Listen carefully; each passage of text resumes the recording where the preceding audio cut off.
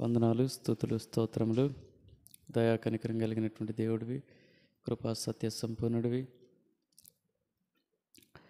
పరిశుద్ధుడివి, మహనీయుడివి, కీర్తనీయుడివి, పూజనీయుడివి, స్తుతికి యోగ్యుడవు, ఆరాధనకు పాత్రుడవు. వేల్పుల్లో నీ వంటి వాడు, నీతో సముడైన వాడు, సాటైన వాడు లేడని స్తుతిస్తూ ప్రభా, ఈ సమయమందు సంఘ ప్రార్థన కొరకే మరొక పర్యాయం మీ సన్నిధికి చేరి కూడి రావడానికి చూపిన కృపను బట్టి వందనాలు. ఒకప్పుడైతే మీ సన్నిధికి దూరస్తులం, సృష్టికర్తకు ప్రతిగా సృష్టాన్ని పూజించి సేవించి ఎంతో నష్టపోయిన వారం. అయితే ప్రభా, మీ అనాది సంకల్పం చొప్పున మీరు మమ్మల్ని వెతికి రక్షించుకొని నీ రాజ్యానికి వారసులుగా చేసుకొని లోకం నుండి, పాపం నుంచి, శరీరేచ్ఛల నుంచి మమ్మల్ని ప్రత్యేకపరచుకొని మమ్మల్ని సత్య మార్గంలో నడిపిస్తున్న మీ కృపంతరికై ఎంతగానో కృతజ్ఞతాస్తుతులు చెల్లిస్తున్నాం. మాకు ఇచ్చిన గొప్ప రక్షణ బట్టి మిమ్మల్ని ఎంతగానో స్తుతిస్తూ ఈ సమయమందు ఆత్మీయ జీవితంలో ప్రార్థన అనే ఆయుధాన్ని మాకు అనుగ్రహించి ప్రార్థించినప్పుడు మా ప్రార్థన ఆలకిస్తూ, మాకు జవాబిస్తూ, మాకు మేలు చేస్తూ, మా పట్ల కృప చూపుతూ ఆత్మీయ జీవితాల్లో మీరు మాకు చాలా దేవుడిగా ఉన్నదని బట్టి స్తుతిస్తున్నాం. సంఘానికి నేను ఇచ్చిన వాగ్దానాన్ని మరొక పర్యాయం మేము జ్ఞాపకం చేసుకుంటున్నాం. సంఘం ఎదుట పాతాళలోక ద్వారములు నిలువ నేరవని, సంఘం భూమి మీద దేని బంధిస్తుందో అది పరలోకమందు బంధించబడుతుందని, సంఘం భూమి మీద దేని విప్పుతుందో అది పరలోకమందు విప్పబడుతుందని సంఘానికి ఇచ్చిన వాగ్దానాన్ని బట్టి మిమ్మల్ని ఎంతగానో స్తుతిస్తూ ఈ సమయాన్ని మీ దయగల హస్తాలకు అప్పగిస్తున్నాం. రాగలిగిన బిడ్డను బట్టి వందనాలు. ఇంకెవరైతే రావాల్సిందో వారిని త్వరపెట్టి మీ సన్నిధికి నడిపించండి. సంఘ ప్రార్థన అంతట్లో మీ సన్నిధి మాకు తోడుగా ఉంచుతున్నామని, ప్రార్థించడానికి కావలసినటువంటి భారము, విశ్వాసం, వాక్యం ద్వారా ప్రేరేపణ మీరు మాకు అనుగ్రహిస్తున్నామని, ఆటంకపరిచే శక్తులను యేసునామములో గద్దిస్తూ బంధిస్తూ మా జీవితాన్ని మీకు సమర్పిస్తూ దయతో ప్రార్థన అంగీకరించమని మా ప్రభు రక్షకుడైన యేసుక్రీస్తు వారి ఉన్నతమైన నామమునే స్తుతించి ప్రార్థించి వినయంతో అడిగి వేడుకొంచున్నాము పరమ తండ్రి, ఆమేన్.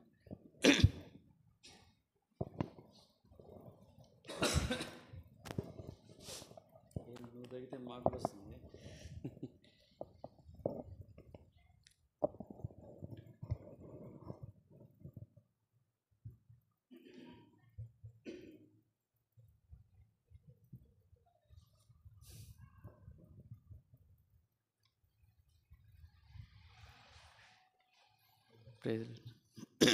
ఏ నిద్ర ఒకే రంగే చొక్కలేసి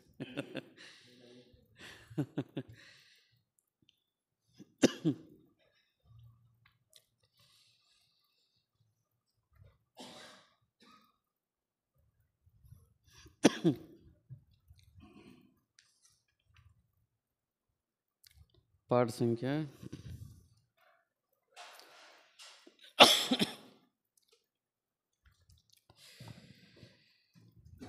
578. ప్రభు కుమ్మరించు. మేలుగొన్న పుస్తకాల్లో 567, క్రొత్త పుస్తకాల్లో 578, పాత పుస్తకాల్లో అయితే 567.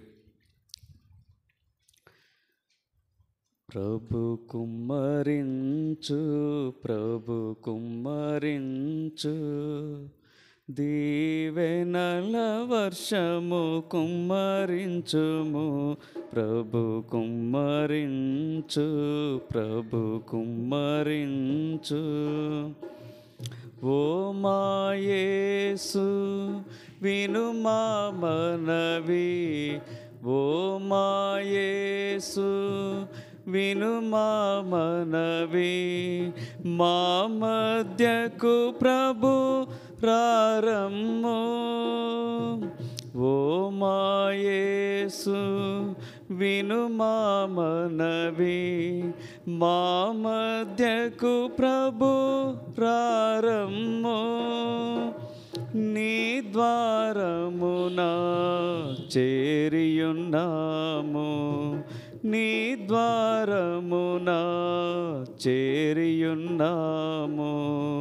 నింపుము ప్రభువా మమ్ములను, నింపుము ప్రభువా మమ్ములను. ప్రభు కుమ్మరించు, ప్రభు కుమ్మరించు, దీవెనల వర్షము కుమ్మరించుము. ప్రభు కుమ్మరించు, ప్రభు కుమ్మరించు. దప్పిగొన్న వారికి జలము, దప్పిగొన్న వారికి జలము, ఎండిన భూమికి జలధారల్. దప్పిగొన్న వారికి జలము, ఎండిన భూమికి జలధారల్.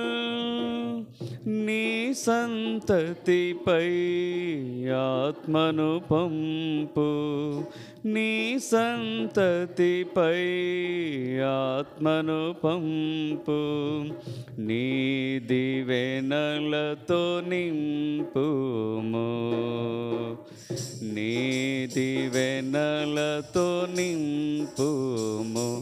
ప్రభు కుమ్మరించు, ప్రభు కుమ్మరించు, దీవెనల వర్షము కుమ్మరించుము. ప్రభు కుమ్మరించు, ప్రభు కుమ్మరించు. తండ్రి కుడి ప్రక్కన నిలుచున్న, తండ్రి కుడి ప్రక్కన నిలుచున్న యేసు ప్రభువును చూపుము. తండ్రి కుడి ప్రక్కన నిలుచున్న యేసు ప్రభువును చూపుము. ఆ మహిమాని వాసములోని, ఆ మహిమాని వాసములోని, సమృద్ధితో మమ్ము నింపుము, సమృద్ధితో మమ్ము నింపుము. ప్రభు కుమ్మరించు, ప్రభు కుమ్మరించు, దీవెనల వర్షము కుమ్మరించుము. ప్రభు కుమ్మరించు, రించు. రెండు కేరుబుల మధ్య నుండి, రెండు కేరుబుల మధ్య నుండి మధుర స్వరము విననిమ్ము. రెండు కేరుబుల మధ్య నుండి మధుర స్వరము విననిమ్ము.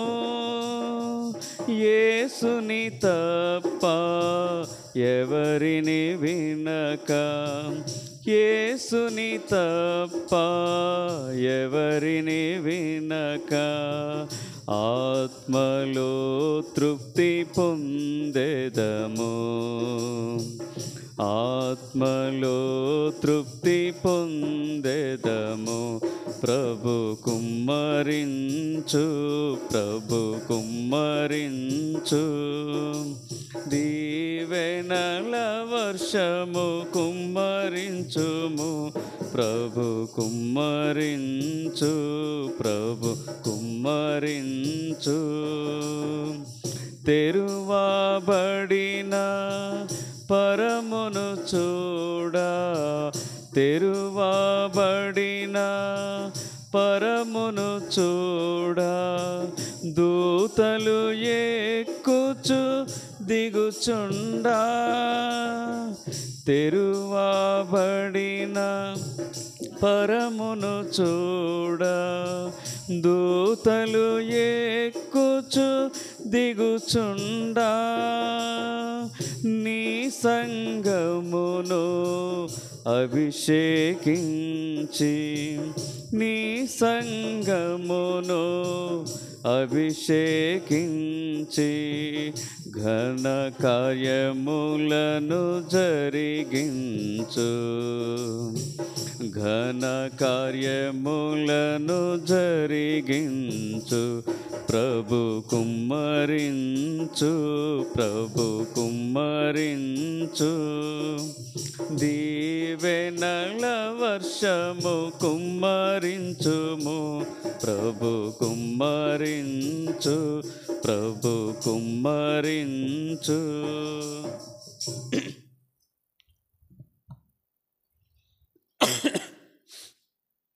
ఈ సమయంలో కొద్ది నిమిషాలు దేవుని వాక్యాన్ని ధ్యానించుకుంటాం. హెబ్రీ పత్రిక 3వ అధ్యాయం మొదటి 4 వచనాలు.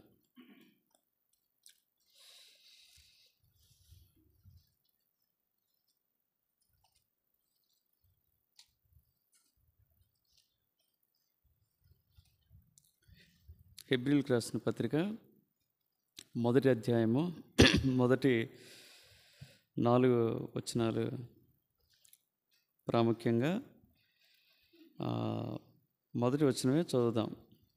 ఇందువలన పరలోక సంబంధమైన పిలుపులో పాలు పొందిన పరిశుద్ధ సహోదరులారా, మనం ఒప్పుకొనిన దానికి అపోస్తలుడును ప్రధాన యాజకునైన యేసు మీద లక్ష్యముంచుడి. ప్రభు సహాయం కొరకు ప్రార్థన చేసుకుందాం.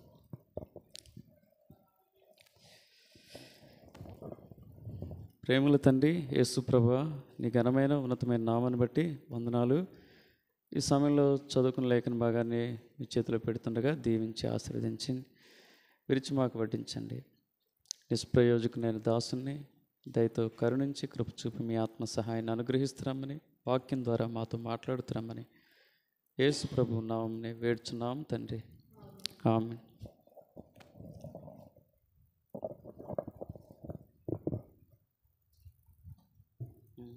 ఇక్కడ మనం గమనించినట్లయితే మన ప్రధాన యాజకుడు ఎవరని చెప్తా ఉంది బైబిల్ అంటే? ఎవరని చెప్తా ఉంది? పాత నిబంధన వలె మనకు ప్రధాన యాజకులు ఇప్పుడు లేరు. అవుతూ ఉంటే పెద్దలు ఉంటారు, దైవజనులు ఉంటారు, ఆత్మీయంగా ఎదిగిన వారు ఉంటారు, ఉంటే వ్యవస్థాపకులు ఉండొచ్చు, ఒక క్రమమైనటువంటి ఒక సహవాసాన్ని నెలకొల్పినటువంటి వారు ఉండొచ్చు. కానీ మెట్టుకు ప్రధాన యాజకుడు మాత్రం ఎవరంటే యేసు ప్రభువే. ఇక్కడ మరి ఈ పత్రిక రాసినటువంటి నిర్దిష్టంగా మనకు తెలియకపోవచ్చు, కానీ సరే పౌలు అని చెప్తూ ఉంటారు. రాసినటువంటి ఆ పత్రిక రచయిత ఉద్దేశం ఏంటంటే, మనం ఎవరి మీద లక్ష్యం ఉంచాలని చెప్తా ఉన్నాడంటే, ఎవరి మీద? ప్రధాన యాజకుడైనటువంటి యేసు మీద లక్ష్యం ఉంచాలి. ఎందుకు లక్ష్యం ఉంచడం అంటే అర్థం ఏంటి? లక్ష్యం ఉంచడం అంటే అర్థం ఏంటి కదా? విల్లు ఎక్కి పెట్టే వాళ్ళు ఏం చేస్తారు? ఒక లక్ష్యాన్ని కలిగి ఉంటారు, ఒక గురిని కలిగి ఉంటారు, గమ్యాన్ని కలిగి ఉంటారు కదా. ఒక నిర్దిష్టమైన ప్రాంతాన్ని వాళ్ళు గురి కలిగి ఆడ బాణాన్ని ఎక్కువ పెడతారు. ఇప్పుడు ఐపీఎల్ జరుగుతూ ఉంది. ప్రతి ఒక్క క్రికెటర్ యొక్క లక్ష్యం ఏంటంటే, ప్రాముఖ్యంగా భారతీయులకైతే రానున్నటువంటి ఎందులో world cup, T20 world cup ఏదో రాబోతూ ఉంది. దాంట్లో ఏం పొందాలని? స్థానం పొందాలని, సెలెక్ట్ కావాలని వాళ్ళ యొక్క లక్ష్యం. ఇప్పుడు సేవ చేస్తున్నటువంటి సేవకుల యొక్క లక్ష్యం ఏంటి? వారి సేవను విస్తరింప చేసుకోవాలి, అవునా? తర్వాత ఇంకా ఎక్కువ ఆత్మలో దేవుని సంఘాల్లో నింపబడి ఉండాలని ఒక్కొక్కళ్ళు ఒక్కో రకంగా లక్ష్యం ఉంచుతారు కదా. అయితే మనం దేని మీద లక్ష్యం ఉంచాలంటే, ప్రార్థనకు వచ్చినటువంటి మనం దేని మీద లక్ష్యం ఉంచాలి? ప్రార్థనకు వచ్చినప్పుడు ఎవరి మీద లక్ష్యం ఉంచాలి? అందుకనే మనం అన్నీ మర్చిపోవాలి. ఇక్కడికి వచ్చిన తర్వాత ఏం చేయాలి? మనకంటే మెడిటేషన్ చేసేటోళ్ళు మేలండి. మా స్కూల్లో ఒక మేడం గారు ఉంటారు. ఆ మెడిటేషన్ పోతేనంట దాదాపుగా 12, 20, 30 రోజులు అట్లా ఉంటాయంట. కొన్ని నెలలు కూడా ఉంటాయంట. 60 రోజులు, 90 రోజులు కూడా ఉంటాయి. సెల్ ఫోన్ ఇవన్నీ తీసేస్తారంట. అవన్నీ పక్కన పెట్టేసుకుంటారు. ఇంట్లో వాళ్ళతో మాట్లాడటానికి లేదు. వాళ్ళు పెట్టింది తినాలి, మెడిటేషన్ చేసుకోవాలి. ఆ థెరపీ అయిపోయిన తర్వాత వచ్చేయాలి. వెళ్తున్నారు వాళ్ళు. గుంటూరు పోయి మెడిటేషన్ చేసుకొని 12 రోజులుండి మొన్న మా స్కూల్లో చెప్పేట మేడం వల్ల హస్బెండ్ అక్కడికి వెళ్తూ వచ్చారు కదా. ఎంత అసలు వాళ్ళు శ్రద్ధ కలిగి ఉన్నారు కదా. మనం ఇక్కడికి వచ్చిన తర్వాత జీవంగల దేవుని సన్నిధికి వచ్చాం. ఆ మెడిటేషన్ల కంటే, యోగాల కంటే వాటికంటే మించిన దేవుడు కొంతమంది తెలుసుకున్నారు, తెలుసుకోలేకపోతున్నారు కొంతమంది కదా. తెలుసుకున్న మనం గ్రహించవలసింది ఏంటంటే వాటన్నిటికంటే మించినటువంటి దేవుడు మనకున్నాడు. మనం ఎవరి మీద లక్ష్యం ఉంచాలంటే దేవుని సన్నిధానానికి వచ్చిన తర్వాత దేవుని మీదనే లక్ష్యం ఉంచాలి కదా. పరిస్థితుల మీద కానీ, మనుషుల మీద కానీ. గలతీ 2:26లో ఒక మాట ఉంటుంది, చదవండి. గలతీ 2:26, గలతీలకు రాసిన పత్రిక 2వ అధ్యాయం 26వ వచనం.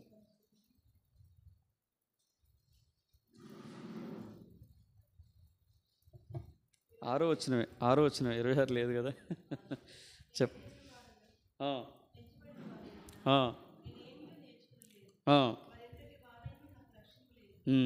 ఎంతటి వాళ్ళైనా సరే క్రైస్తవుడిగా ఏం చేయాలంటే వాక్యానికి విలువ, మనుషులకు కాదు కదా. ఎంతటి వారైనా ఎవరు చెప్తున్నారు? పౌలు భక్తుడు అంటూ ఉన్నాడు, నేను వాటి మీద గురి పెట్టలేదు, ఎవరిని నేను లక్ష్య పెట్టలేదు. ఎవరి మీద నా లక్ష్యమో? యేసు ప్రభు మీదనే నా లక్ష్యం అని చెప్తా ఉన్నాడు. ఇంకా యెషయా గ్రంథం 2వ అధ్యాయం 22వ వచనంలో అంటాడు యెషయా భక్తుడు, ఏమంటాడు? మనుషుల్ని ఎందుకు లక్ష్య పెట్టాలంటాడు? తన నాసికారంధ్రములలో ప్రాణం కలిగిన నరుని లక్ష్య పెట్టకము. వానిని ఏ విషయంలో ఎన్నిక చేయవచ్చును కదా. మనుషుల్ని లక్ష్య పెట్టడం వల్ల ఏం ఉపయోగం లేదు కదా. మానవుడు మనుషులుగా పరిగణించబడినటువంటి వారినే దేవులుగా భావిస్తూ ఉన్నాడు. వారి వల్ల ఏం ఉపయోగము లేదు, బైబిల్ చెప్తూ ఉంది. సంఖ్యాకాండం 14:11 వచనంలో ఇంకో మాట మనం చదువుతాం. అక్కడ 14:11 వచనం,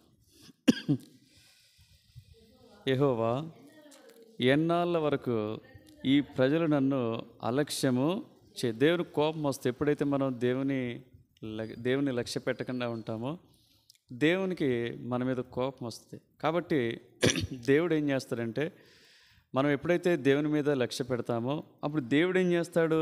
దేవుడు ఏమైనా అన్యాయస్తుడంటే కాదు. యోహాను సువార్త వీళ్ళకంటే కూడా, రాజుల కంటే కూడా, మనుషుల కంటే కూడా, అర్థమైంది, అధికారుల కంటే కూడా. యోహాను సువార్త 10వ అధ్యాయము 12-14 వచనాలు చదివితే ఆయన ఎంత మంచి దేవుడో, ఎంత మంచి కాపరో రాస్తాడు అక్కడ. జీతగాడు గొర్రెల కాపరి కాడు గనక గొర్రెలు తనవి కానందున తోడేలు వచ్చుట చూచి గొర్రెలను విడిచిపెట్టి పారిపోవును. తోడేలు ఆ గొర్రెలను పట్టి చెదరగొట్టును. జీతగాడే గనుక గొర్రెలను గూర్చి లక్ష్యము చేయక పారిపోవును. నేను గొర్రెల మంచి కాపరిని. ఈయన ప్రధాన యాజకుడే కాదు, ఈయనకి ఇంకో పేరే ఉంది, కాపరి, మంచి కాపరి కదా. అయితే మామూలుగా వాళ్ళు ఏం చేస్తారంటే, మిగతా ఆయన ఏం చేశారంట, మిగతా వేరే గొర్రె కాపరి కానీ జీతగాడు కానీ ఏం చేస్తారంట, వదిలిపెట్టి వెళ్ళిపోయాడంట. అయితే ఈయన ఏం చేస్తాడంట, తన గొర్రెల్ని లక్ష్య పెడతాడు, పట్టించుకుంటాడు. యెషయా గ్రంథం 66:2 వచనంలో అంటాడు, నేను దృష్టిస్తాను అంటే అర్థం ఏంటి? పట్టించుకుంటాను అని అర్థం. యెషయా గ్రంథం 66:2, ఎవడు దీనుడై నలిగిన హృదయం కలవాడై నా మాట విని వణుకుచుండునో వానినే నేను దృష్టించుచున్నాను. దేవుడు ఏం చెప్తున్నాడంటే, వాటిని కాదు లక్ష్య పెట్టాల్సింది, ప్రధాన యాజకుడైనా మంచి కాపనైనా నాయను లక్ష్య పెడితే నువ్వెంతో మేలు పొందుతావు. నేను దృష్టిస్తాను, నేను పట్టించుకుంటాను. నేను పారిపోయే వ్యక్తిని కాదు, నీకు సహాయం చేయని వ్యక్తిని కాదు నేను అని దేవుడు మనకు వాగ్దానం ఇస్తూ ఉన్నాడు, అభయం ఇస్తూ ఉన్నాడు. దేవుని సన్నిధికి వచ్చావు మరి ప్రార్థించడానికి వచ్చినటువంటి నీకు నాకు మరి ఆయన లక్ష్య పెట్టాలంటే మనం కూడా ఏం చేయాలంటే, మనం కూడా కొన్ని లక్షణాలు కలిగి ఉండాలి. ఆయన మనల్ని దృష్టిస్తాడు నిజమే, ఆయన మనల్ని పట్టించుకుంటాడు నిజమే, ఆయన మనల్ని లక్ష్య పెడతాడు నిజమే, ఆయన మన ప్రార్థనలు ఆలకిస్తాడు నిజమే, ఆయన మన ప్రార్థనలకు జవాబిస్తాడు నిజమే, ప్రార్థనలకు జవాబిచ్చి మన పక్షాన మేలు చేస్తాడు నిజమే. అయితే ఎవరి పక్షాన ఎలాంటి ప్రార్థనలో ఆయన లక్ష్య పెడతాడంటే బైబిల్లో నిర్దిష్టంగా మనం చూస్తాం. ఆదికాండం 4వ అధ్యాయము మొదటిగా చూడండి, 4-5 వచనాలు చదివితే ఆయన ఒకరి అర్పణని ఆయన లక్ష్య పెడతా వచ్చాడు. హేబేలు కూడా మందలో తొలిచూలను పుట్టిన వాటిలో క్రొవ్విన వాటిని కొని తెచ్చి యెహోవా హేబేలును లక్ష్య పెట్టెను. యెహోవా ఎవరి అర్పణను లక్ష్య పెడతా వచ్చాడు? హేబేలు యొక్క అర్పణని లక్ష్య పెడతా వచ్చాడు. హేబేలులో ఉన్నటువంటి సుగుణం ఏంటంటే, ఎందుకు దేవుడు హేబేలుని లక్ష్య పెట్టాడు, ఎందుకు హేబేలుని పట్టించుకున్నాడు, ఎందుకు హేబేలు ఎందుకు సంతోషపడ్డాడు, ఎందుకు హేబేలు పక్షంలో ఉన్నాడు దేవుడు అంటే, హేబేలులో ఉన్నటువంటి సుగుణం ఏంటంటే ఏంటి? యథార్థత ఉంది. అర్థమైందా? వేషధారణ లేదు, కపటం లేదు ఆయన జీవితంలో, మోసం లేదు ఆయన జీవితంలో, కయీను వలె మోసం చేసే మనస్తత్వం కాదైంది. తేటగా ఉన్నాడు దేవునితో. ఉన్నావా? ప్రార్థించడానికి వచ్చావు, దేవుడిని లక్ష్య పెట్టాలంటే నీ నా జీవితాల్లో ఆయన కోరేది ఏంటంటే యథార్థత. అందుకని అంటాడు, యథార్థంగా ప్రవర్తించే వారికి ఆయన ఏ మేలు చేయకమాండు. ఒకసారి సాధు సుందర్ సింగ్ గారు చిన్నతనంలో తెలియక ఏం చేస్తూ వచ్చాడంటే దొంగతనం చేస్తూ వచ్చాడు. మన పిల్లలు కూడా దొంగతనాలు చేస్తూ ఉంటారు, కొంచెం జాగ్రత్తగా మనం చెప్తూ ఉండాలి. ఆ విధంగానే దొంగతనం చేస్తూ వచ్చాడు. చాలా చిన్న వయసులో 10-12 ఏళ్ళ వయసులో దొంగతనం చేస్తూ వచ్చాడు. ఫ్రెండ్స్తో పాటుగా జల్సా చేయొచ్చు కదా అని. ఆ రోజుల్లోని దాదాపుగా ₹1 అంటే చాలా విలువైంది కదా, ₹1 అంటే చాలా విలువైంది. ₹1 దొంగతనం చేసి ఏం చేశాడంటే వాటిని ఖర్చు పెట్టాలని చూస్తూ వచ్చాడు. మరి ఎందుకో తెలియదో వాటిని ఖర్చు పెట్టలేకపోయాడు, మనసు అంగీకరించలేదు. తర్వాత వాళ్ళ నాన్న అందరిని అడిగాడు, పని వాళ్ళని అడిగాడు, వాకప్ చేశాడు. ఆఖరికి సాయంకాలం కల్లా సాధు సుందర్ సింగ్ ఏం చేశాడంటే తన మనసును మార్చుకున్నాడు. మనసును మార్చుకొని వాళ్ళ నాన్న చాలా కఠినుడు, కొడతాడని కూడా తెలుసు. కానీ మరి తన మనస్సాక్షి చేత గద్దించబడి మొత్తానికి తనలో మంచి యథార్థత అయితే ఉంది. మా నాన్నకు పోయి నిజం చెప్పి ఏం చేస్తాను, డబ్బులు ఇస్తానని చెప్పేసి పోయి యథార్థంగా వాళ్ళ నాన్న ముందు తప్పు ఒప్పుకుంటాడు. ఇప్పుడు వాళ్ళ నాన్న ఏం చేస్తాడు? కొడతాడా? తల్లిదండ్రులుగా మనం పిల్లల నుంచి ఆశించేది ఏంటంటే ఏం ఆశిస్తాం చెప్పండి? మన పిల్లలు యథార్థంగానే ఉండాలి. దేవుడు కూడా మనుషుల్ని ఎట్లా పుట్టించాడని బైబిల్ చెప్తా ఉంది, యథార్థవంతులుగానే పుట్టించాడు. ఈ తంత్రాలన్నీ ఇక్కడ నేర్చుకున్నాం, లోకంలోకి వచ్చిన తర్వాతనే నేర్చుకున్నాం కదా. ఈ తంత్రాలన్నింటినీ పోగొట్టుకోవటానికి యథార్థత చాలా ముఖ్యం. సాధు సుందర్ సింగ్ గారు తన యథార్థతను బట్టి వాళ్ళ నాయన కొట్టలేదు కానీ మెచ్చుకున్నాడు. కాబట్టి మనం కూడా ప్రభు మెచ్చుకుంటాడు. మనం ఆయన పిల్లలం, మనం కూడా ఏం చేస్తాడు? మెచ్చుకుంటాడు. యథార్థంగా ప్రవర్తించే వారికి ఆయన ఏ మేలు చేయకమనడు. సామెతలు 15:8 యథార్థవంతుల ప్రార్థన ఆయనకు ఆనందకరం. యథార్థవంతులు ఆయనకి ఇష్టలని బైబిల్లో మనం చదువుతాం కదా, ఇష్టలని మనం చదువుతాం కదా. కాబట్టి ఇక్కడ లక్ష్య పెడతాడు. నిజంగా మనకు అలాంటి మనసుంటే అంటాడు యథార్థంగా. దావీదు ఏమని రాస్తాడు? యథార్థంగా తన తప్పిదాన్ని 51 కీర్తనలు ఒప్పుకుంటాడు. చివరికి వచ్చిన తర్వాత 16-17 వచనాలకు వచ్చిన తర్వాత ఏమంటాడు చెప్పండి? నువ్వు విరిగి నలిగిన మనసుని అలక్ష్యము చేయమంటాడు. నువ్వు పట్టించుకోకుండా ఉండవు, వాళ్ళని పట్టించుకుంటావు, వారికి సహాయపడతావు, వారిని ఆదుకుంటావు, వారి తప్పిదాలు క్షమిస్తావు, వారి ప్రార్థన ఆలకిస్తావు, వారికి సహాయపడతావని నిశ్చయంగా చెప్తున్నాడు. చదవండి ఆ మాట. దేవా విరిగిన మనస్సే దేవునికి ఇష్టమైన బలి కదా. కాబట్టి చాలు విరిగి నలిగిన మనసుని ఆయన ఏం చేయడు? అలక్ష్యం చేయడు. కాబట్టి అలాంటి హృదయంతో వచ్చావా? మనం ఎంత పైకి ఎంత భక్తిపరులుగా మనం కనపరుచుకున్నప్పటికీ కూడా దేవుడు దేన్ని దృష్టిస్తాడంటే మన హృదయాన్నే లక్ష్య పెడతాడు కదా. యెషయాతో అదే చెప్తాడు, సమూయేలు యెషయాతో అదే చెప్తాడు. ఏమంటాడు? మనుషులు పై రూపమును లక్ష్య పెడతారు కానీ దేవుడు హృదయాన్ని లక్ష్య పెడతాడు. 1 సమూయేలు గ్రంథం 16-7 దావీదు విషయమే చెప్తాడు. యెషయా ఏమనుకున్నాడు? వాడు గొర్రెల కాపరి, వాడితో ఏముంటుందిలే పని అనుకున్నాడు. కానీ దేవుడు ఎవరి హృదయాన్ని చూస్తూ ఉన్నాడు? యథార్థంగా ఉన్నటువంటి, తేటగా ఉన్నటువంటి, నీతిగా ఉన్నటువంటి, పవిత్రంగా ఉన్నటువంటి కదా.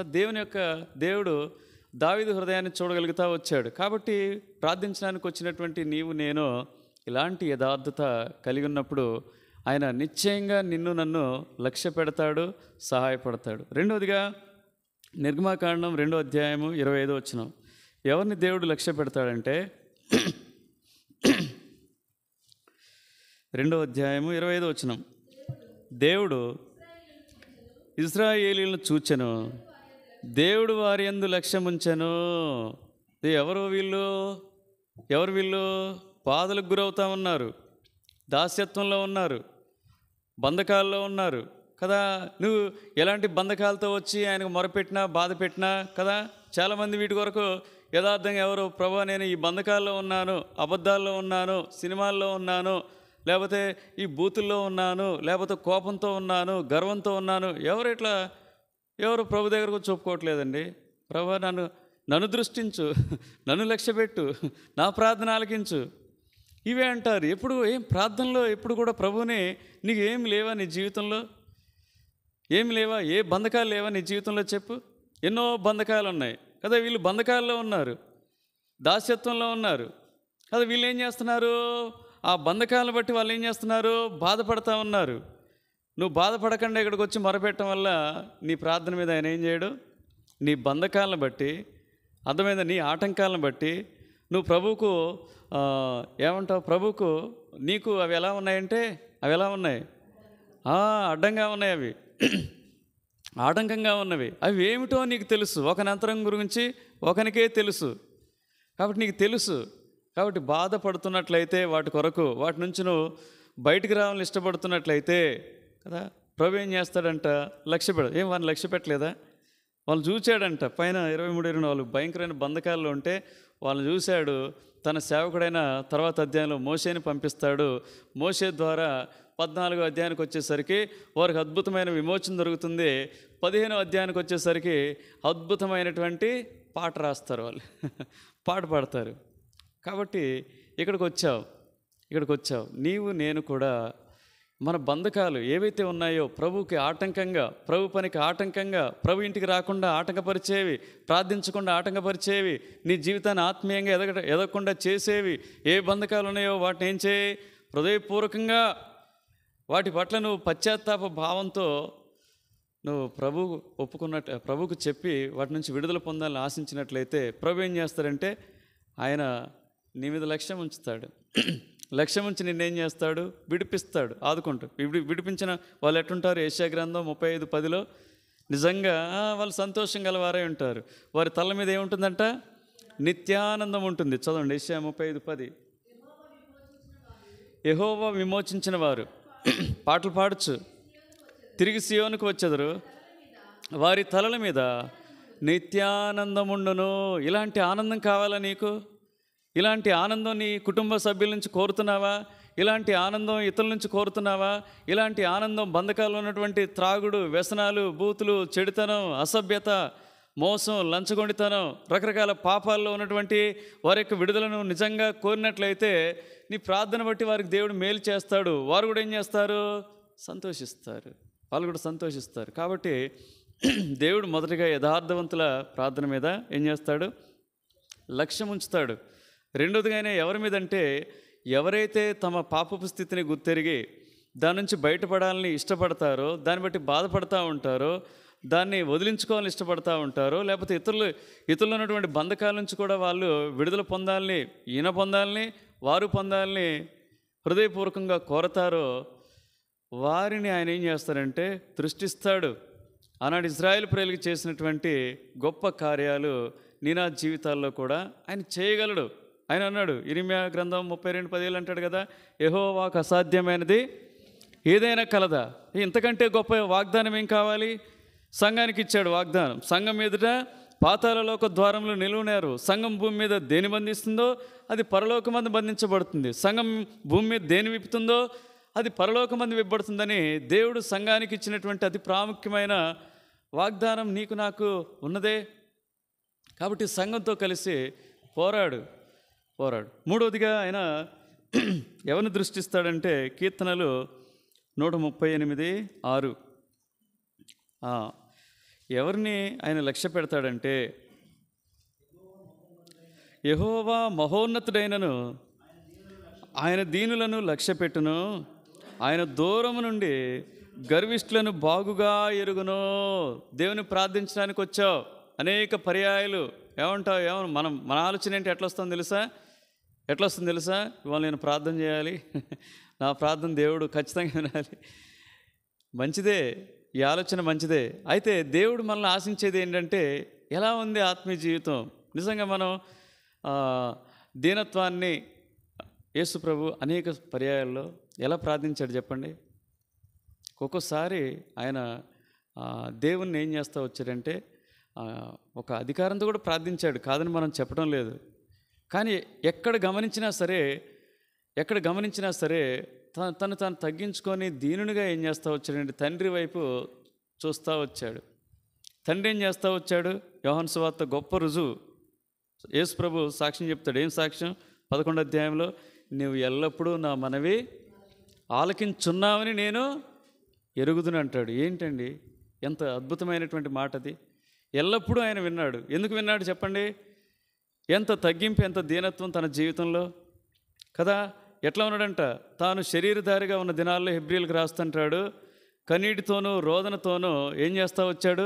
విజ్ఞాపనలు ఆయన చేస్తూ వచ్చాడు. అందుకని ఆయన విజ్ఞాపనలో ఏమయ్యా? అంగీకరించబడతా వచ్చాయి. మనం అవిధేయులుగా ఉంటాం. అనేక కోణాల్లో మనం ప్రభుకు లోబరుచుకోం. అనేక విషయాల్లో మనం ప్రభు యొక్క మాటల్ని, ప్రభు యొక్క వాక్యాన్ని ఏం చేస్తూ ఉంటాం? పెడచెవిన పెడతాం, తృణీకరిస్తాం, ధిక్కరిస్తూ ఉంటాం. ఇక్కడికి వచ్చి ఏం చేస్తూ ఉంటాం? ప్రార్థన చేస్తూ ఉంటాం. అది కాదు దీనత్వం అనేది. అది ఏదో కొద్ది సమయం ఉండేది కాదు, మందిరానికి వచ్చినప్పుడు ఉండేది కాదు. అర్థమైందా? లేదా ఆదివారం ఆరాధనకు వచ్చినప్పుడు ఉండేది కాదు. నువ్వు ఎక్కడున్నా సరే నీ ఆత్మీయ జీవితంలో, మాటల్లో, చూపుల్లో, ప్రవర్తనలో అది ప్రస్ఫుటించాలి. అది కనపడాలి. కనపడ్డప్పుడు ఆటోమేటిక్గా కదా. ఒక ఆయన ఎంత తగ్గించుకుంటాడు చూడండి. 2 దినవృత్తాంతాలు 6వ అధ్యాయము 19వ వచనం. సొలొమోను ప్రార్థన మనం గమనించినట్లయితే, ఆయన రాజేనండి, ఆయన గొప్ప రాజు. ఇజ్రాయేల్ ప్రజలకి చక్కగా దేవా యెహోవా నీ సేవకుడు నీ సన్నిధిని చేయి ప్రార్థన యందును విన్నపమునందును లక్ష్యముంచి నీ సేవకునైన నేను చేయి ప్రార్థనలను పెట్టు మొరను ఆలకించము. ఇక్కడ నువ్వు ఏర్పరిచిన రాజు అయినటువంటి నీ సేవకుడు అంటలే. అసలు రాజు అనే పదమే వాడటంలే ఆయన. ఎవరైనా రాజు అండి ఆయన. ఏమంటున్నాడు చెప్పండి? ఐఎమ్ యువర్ సర్వెంట్ అంటున్నాడు, నీ సేవకుని అంటున్నాడు ఆయన. మనం ఏమంటాం? మనం రాజుల్ని, నన్ను రాజుగా చేసావు, మొన్న ఆదివారం చెప్పావు నువ్వు, ఇప్పుడేమో సేవకుడని ప్రార్థన చేయమంటావా? రాజులైన యాజక సమూహంలో చేర్చాడు కరెక్టే, కానీ ఆత్మీయ జీవితంలో క్రీస్తును ఏం చేయాలి? మనం ధరించుకోవాలి. ప్రార్థించడానికి వచ్చినప్పుడు ఏమంటాడు? ఇదే 7:14 7వ అధ్యాయం 12 నుంచి కొన్ని వచనాలు చదివితే ఎంతగా వారు తగ్గించుకొని ప్రార్థించారు. అప్పుడు యెహోవా సొలొమోనుకు ప్రత్యక్షమై ఇలాగ సెలవిచ్చెను, నేను నీ విన్నపమును అంగీకరించి ఈ స్థలమును నాకు బలులర్పించు మందిరముగా కోరుకొంటిని. వాన కురియకుండా నేను ఆకాశమును మూసివేసినప్పుడే కానీ, దేశం నాశనం చేయుటకు మిడతలకు సెలవిచ్చినప్పుడే కానీ, నా జనుల మీదకి తెగులు రప్పించినప్పుడే కానీ, నా పేరు పెట్టబడిన నా జనులు తమ్మును తాము తగ్గించుకొని ప్రార్థన చేసి నన్ను వెదకి తమ చెడు మార్గములను విడిచిన ఎడల ఆకాశం నుండి నేను వారి ప్రార్థన విని వారి పాపమును క్షమించి వారి దేశమును స్వస్థపరచుదును. ఈ స్థలమందు చేయబడు ప్రార్థన మీద నా కనుదృష్టి నిలుచును, నా చెవులు దాన్ని ఏం చేస్తాడు? నేను లక్ష్యం ఉంచుతాను అలాంటి వారి ప్రార్థనలు. ఆత్మీయ జీవితంలో అనేక పర్యాయాలు దీనుడిగా ప్రభు పాదాలు పట్టుకున్నప్పుడు, తగ్గించుకొని ప్రభు పాదాలు పట్టుకున్నప్పుడు, దేవుడు ఈ పరిచర్యలో తిరిగే క్రమంలో అనేక పర్యాయాలు శారీరకంగా ఎన్నో ఎదుర్కొంటూ ఉంటాం. శారీరకంగా ఈ పంటి నొప్పితో నేను చాలా రోజులు బాధపడుతూ వచ్చాను. నేనన్నాను, ఇప్పుడు పన్ను పీకించినా దానికి ఏం చేసినా వారం రోజులు పరిచర్య ఇదంతా కష్టంగా ఉంటుంది. వారమే కావచ్చు, డాక్టర్లు ఎక్కువ కూడా చెప్పొచ్చు. ఇదంతా కష్టం, నా వల్ల ఏది కాదు, ఆ పంటిని కూడా చూపెట్టుకోవటం లేదు. అట్లే దానంతరికి అదే పోయింది. ఈ కింది దవడ పన్ను ఎండాకాలం అని చేయించుకుందాం అనుకున్నా, ఈ టైంలో చేయించుకుందాం అనుకున్నా, అయితే ఇప్పుడు లేదు, నొప్పి లేదు. ఆ తర్వాత వెన్ను నొప్పి, డాక్టర్ దగ్గర పోయాను. శారీరకంగా దేవుడు మన అక్కర్లు ఆయనకు తెలుసండి. నిజంగా మనం ఆయన అక్కర ఎరగలిగితే మన అక్కర్లు ఆయన మనం అడగకపోయినా ఆయన తీరుస్తాడు. ఆ వెన్ను నొప్పి నేను చాలా ఇబ్బంది పడతా వచ్చాను. నిద్ర లేదు, మధ్యరాత్రి లేచి కూర్చునేది. ఎందుకు వచ్చేదో అర్థమయ్యేది కాదు. కానీ నేను అన్నాను, ఇవన్నీ ఇప్పుడు నేను తిరుగుతూ ఇవన్నీ ఆ స్కానింగ్ ఈ స్కానింగ్ మన వల్ల కాదు. ఒక్కసారి మందులు వాడా, ఇక అది పోలే, అప్పుడు కూడా పోలే. మళ్ళీ డాక్టర్ని కలవటానికి కూడా నేను సాహసం చేయలే. ఎందుకు, ఇక నువ్వే తీసేయాలి అంతే. ఇక నేనేం వాటి గురించి ఎక్కువ మొరపెట్టలే. ఆ కాలంలో అయితే ప్రార్థన చేసుకున్నాను, తర్వాత ఎప్పుడు పట్టించుకోలే. తర్వాత కరెక్ట్గా కారు గేర్ మీద ఎక్కడైతే నేను కాలు పెడతాను, నాకు చెప్పులు వేసుకుని డ్రైవింగ్ చేయటం అలవాటు లేదు. నేర్చుకున్నప్పటి నుంచి కూడా చెప్పులు విప్పే ఏం చేస్తానంటే డ్రైవింగ్ చేస్తాను, కార్ డ్రైవింగ్. ఆ ఎడమ పాదానికి అది ఎక్కువ, దాని మీద ప్రెషర్ ఉంటుంది. ఆ ప్రెషర్కి అక్కడే ఆ ప్రాంతం నొప్పి చేసేది. ఏం చేసేది, ఇక నేను డాక్టర్ దగ్గర పోవటానికి కూడా సాహసం చేయలే. నేను పోయినప్పుడు కూడా ఈ సంగతి కూడా చెప్పలే. దానంతరికి అదే పోయినాయి. నేను చెప్పేది ఏంటంటే, ఎప్పుడైతే మనం ప్రభు పాదాల దగ్గరకు దీనులుగా మారిపోయి మన స్థితిని మనం చెప్పగలుగుతామో, మనం తగ్గించుకుంటామో, ఆయన శక్తిని ఆశ్రయిస్తామో, ఆయన మీద మనం దృష్టి పెడతామో, దేవుడు ఏం చేస్తాడు, వెంటనే దేవుడు తన కనికరాన్ని చూపిస్తాడండి కదా. ఆయన ఎలాంటి దేవుడు అంటే కనికరం కలిగినటువంటి దేవుడు. ఆయన కనికరంకి ఏం లేదంట, మితి లేదంటాడు కదా. అన్లిమిటెడ్ గ్రేస్ఫుల్ గాడ్ అనమాట. ఆయన కృపకు ఏం లేదు, కృపా బాహుల్యం అంటాడు. అంటే అర్థం ఏంటి, కృపా బాహుల్యం అంటే అర్థం ఏంటి, అది ఎంతో అపరిమితమైందని అర్థం కదా. అలాంటి దేవుణ్ణి ఆశ్రయిస్తున్నటువంటి నీవు నేను వెరిగినప్పుడు మళ్ళీ మనం తగ్గించుకొని, ఏ సమస్య పట్లైనా, ఏ విషయం పట్లైనా, ఏ ఆటంకం పట్లైనా ఇలాంటి వైఖరి కలిగి ఉన్నప్పుడు దేవుడు ఏం చేస్తాడంటే, దేవుడు అలాంటి ప్రార్థనలే లక్ష్య పెడతాడు. ఈ భూ సంబంధమైనవే కావసుమా, ఆత్మ సంబంధమైనవి అడుగు. ప్రభువా, నేను ఈ విధంగా ఉంటున్నాను, ఈ విధంగా మాట్లాడుతున్నాను, నా మాటలు కఠినంగా ఉంటున్నాయి, నా చూపులు సరిగా ఉండటం లేదు, నా ప్రవర్తన సరిగా ఉండటం లేదు, కుటుంబంలో నేను సరైనటువంటి నడత కలిగిన వాడిగా ఉండటం లేదు, ఇట్లాంటి ఏవైనా ఆత్మీయమైన సంగతులు కూడా, ప్రేమ విషయంలో నేను సరిగా ఉండటం లేదు, జాలి దయ కనికరపడటం లేదు, పొరుగువారు నేను క్షమించలేకపోతున్నాను, ఏవడిగినా సరే దేవుడు ఏం చేస్తాడంటే అలాంటి ప్రార్థనలు ఆయన లక్ష్య పెడతాడు. కాబట్టి ఆయన దీనులు ఏం చేస్తాడు, లక్ష్య పెట్టేటటువంటి దేవుడు. తర్వాత లూకా సువార్త 18వ అధ్యాయము మొదటి 4 వచనాలు. వారు విసుకక నిత్యము ప్రార్థన చేయుచుండవలనంటకు ఆయన వారితో ఉపమానం చెప్పెను. దేవునికి భయపడకయు, మనుషులను లక్ష్య పెట్టకయు నుండి ఒక న్యాయాధిపతి ఒక పట్టణంలో ఉండెను. ఆ పట్టణంలో ఒక విధవరాలు ఉండెను. ఆమె అతని యొద్దకు తరచుగా వచ్చి, నా ప్రతివాదికిని నాకును న్యాయం తీర్చమని అడుగుచూ వచ్చాను. కానీ అతడు కొంతకాలం ఒప్పకపోయాను.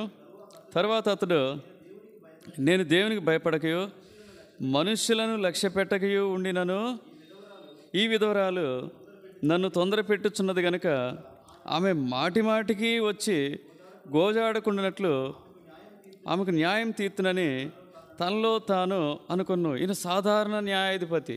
ఈయన ఎవరిని లక్ష్య పెట్టలే, తన యొద్దకు వచ్చి విజ్ఞాపన చేస్తున్న వారిని లక్ష్య పెట్టట్లేదంట. ఇంతకుముందు మనం చదువుకున్నాం, మనం వచ్చినటువంటి న్యాయాధిపతి కానీ, రాజు కానీ, ప్రధాన యాజకుడు కానీ, మంచి కాపరి కానీ ఏమన్నాడు చెప్పండి, నేను ఏం చేస్తాను, నా గొర్రెల్ని లక్ష్య పెడతాను. ఈమె ఆయన దగ్గరే మేలు పొందితే, అలాంటి లక్ష్య పెట్టినటువంటి వ్యక్తి దగ్గర నుంచే మేలు పొందితే, నిజంగా లక్ష్య పెట్టేటటువంటి దేవుడు, ప్రధాన యాజకుడు నీకు నాకు ఉన్నాడు కదా. నీవు నేను ఎంతగా విసుక ప్రార్థించాలి, ఎంతగా ప్రభు యొద్ద మనం వేడుకోవాలి, ఎంతగా విజ్ఞాపన చేయాలి. ఎందుకో ఆయన ఏం చేస్తాడు, ఈయన లక్ష్య పెట్టేటటువంటి దేవుడు. ఆయన ఏం చేస్తుందంట, ఆ న్యాయాధిపతి లక్ష్య పెట్టట్లేదు. ఈ న్యాయాధిపతి అలాంటి కాదు, నీతిగల న్యాయాధిపతి అయినా నిజంగా ఆయన ఎదుకు వచ్చిన వారు నేనేం చేయను, త్రోసివేయను. ఎలాంటి పరిస్థితుల్లో ఉండి ప్రభు యొద్దకు వచ్చినా సరే ఏం చేస్తాడు, ఆయన అందరికీ మేలు చేశారండి. అపోస్తుల కార్యాలు 10:38 చదివితే ఆ మాట ఎంత ఆనందాన్ని ఇస్తుందంటే, యేసు ప్రభు యొద్దకు వచ్చిన తర్వాత ఎలాంటి వ్యక్తికైనా ఈ లోకంలో నిరీక్షణ. 10:38లో చూస్తే అనేక రకాలుగా పీడింపబడుతున్న వాళ్ళు వచ్చారు ఆయన యొద్దకు. 38 చదివి, అదేదనగా దేవుడు నజరేయుడని యేసును పరిశుద్ధాత్మతోనూ శక్తితోనూ అభిషేకించినన్నదే, దేవుడు ఆయనకు తోడైండని గనుక ఆయన మేలు చేయొచ్చు, అపవాది చేత పీడింపబడిన వారినందరినీ స్వస్థపరచు సంచరించుచుండెను. వారందరికీ మేలు చేశాడు. అందరికీ ఒక్కరిని వదిలిపెట్టలేదు. ఈ రాత్రికాలం నిన్ను వదిలిపెట్టడు. ఈ మాటలు వింటున్నటువంటి నువ్వెవరైనా సరే, ఒకవేళ ఆన్లైన్ ద్వారా వింటున్నావా లేదా ఆఫ్లైన్ ద్వారా వింటున్నావా, ప్రభు నిన్నేం చేస్తారంటే నీ మీద దృష్టి పెడతాడు, నిన్ను లక్ష్య పెడతాడు. నీ అక్కరేంటో ప్రభుతో చెప్పు. ప్రభు ఖచ్చితంగా ఏం చేస్తాడు, పట్టించుకొని ఏం చేస్తాడు, ఆనాడు ఏ విధంగా ఆ విధవరాలి పక్షంగా ఆ న్యాయాధిపతి, భూసంబంధమైన న్యాయాధిపతి ఆ విధంగా చేస్తే, ఈయన పరసంబంధమైన న్యాయాధిపతి, నిన్ను కన్నవాడు, నిన్ను రక్షించినవాడు, నీ కొరకు ప్రాణం పెట్టి తిరిగి లేచి నిన్ను నీతిమంతునిగా చేయటానికి మృత్యుంజయుడిగా తిరిగి లేచినవాడు, సజీవుడిగా ఉన్నవాడు కదా. యోబు అంటాడు కదా, నా విమోచకుడు ఆషామాషి దేవుడు కాదు కదా. అలాంటి దేవుడు నిన్నెందుకు లక్ష్య పెట్టాడు, లక్ష్య పెడతాడు అంటాడు కదా. 32వ కీర్తనలో ఏమంటాడు, నేను నీ మీద దృష్టి ఉంచి నీకు ఆలోచన చెప్తాను అంటాడు. అంతకు మించినటువంటి వాగ్దానం నీకేం కావాలి, దృష్టి పెడతాడంటానికి. 32వ కీర్తన 8వ వచనం, నీకు ఉపదేశం చేసేదను, నీవు నడవలసిన మార్గము నీకు బోధించదను, నీ మీద దృష్టి ఉంచి చాలు. నీకేం కావాలి అడుగు. నీ మీద ఆయన ఏం పెడతాడంటే దృష్టి పెడతాడు, లక్ష్య పెడతాడు, నిన్ను పట్టించుకుంటాడు, నిన్ను ఆదుకుంటాడు.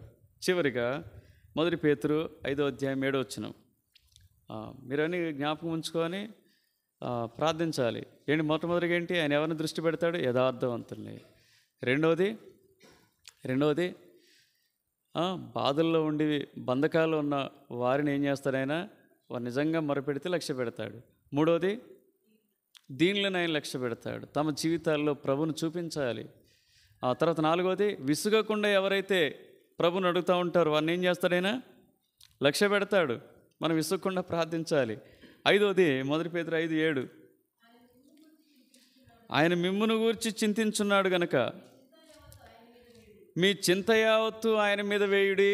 అక్కడ చింతకు ఫుట్నోట్ రాస్తా వచ్చాడు. ఏం రాస్తా వచ్చాడు, లక్ష్యము చేయుచున్నాడు అన్నాడు. అంటే నువ్వు పట్టించుకుంటానని అభయం ఇస్తామన్నాడు.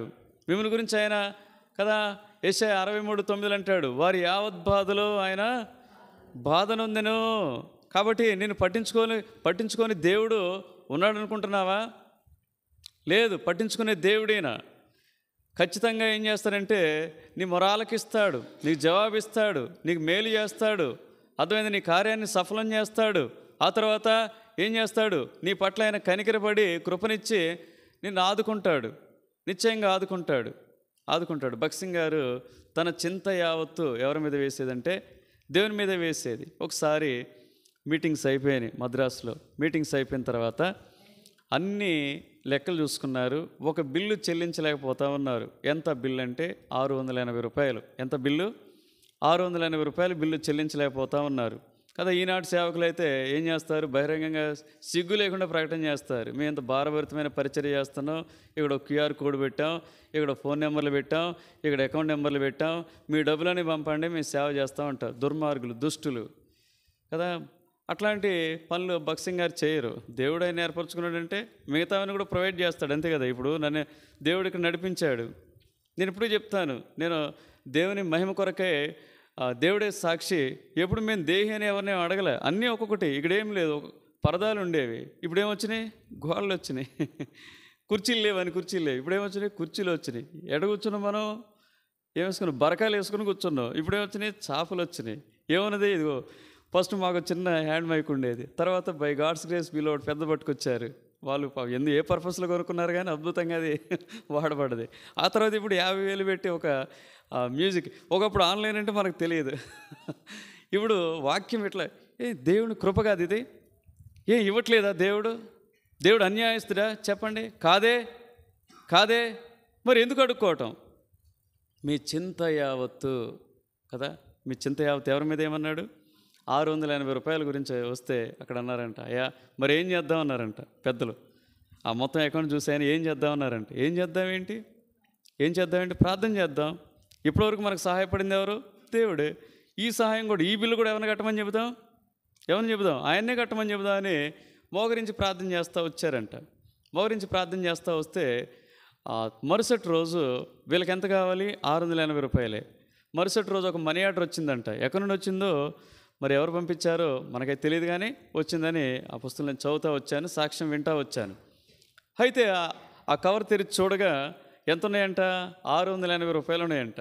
అక్కడ ఉన్న వాళ్ళు సంఘ పెద్దలు కానీ ప్రార్థిద్దాం, దేవుని మీద ఆధారపడదాం అన్నప్పుడు ఎవరైతే మనసులో నవ్వుకున్నారో, మనసులో హేళన చేసుకుని ఉంటారో, అవిశ్వాసంతో ఇది జరుగునా అని సందేహించారో వాళ్ళంతా ఆశ్చర్యపోయి ఉన్న పరిస్థితుల్లో ఒక వ్యక్తి అన్నాడంట, అయ్యా మరి 680 ఎందుకయ్యా, కొంచెం ఎక్కువ కావాలని మీరు ప్రార్థన చేయొచ్చు కదా అంటే, అప్పుడు భక్సింగ్ గారు ఇచ్చినటువంటి జవాబు అద్భుతమైనది.